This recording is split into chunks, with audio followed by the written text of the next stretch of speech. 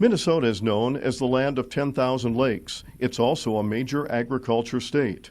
Water usage and water quality are important issues in the state, and even more so with recent initiatives by the governor to require farmers to have 50-foot buffer strips on rivers and ditches throughout the state.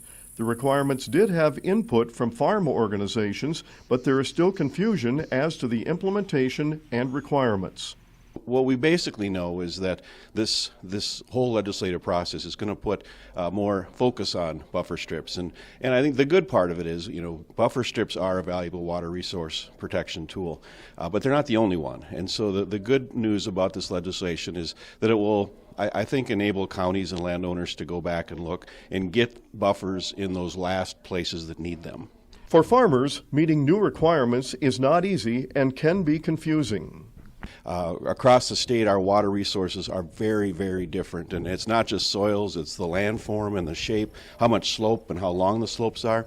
And so within agriculture, I think much of the angst is caused by the fact that we know that there are places where these widths that are being required will not be fully effective. In other words, you might need more in places, but there are other places where it's requiring a much wider buffer than is scientifically necessary.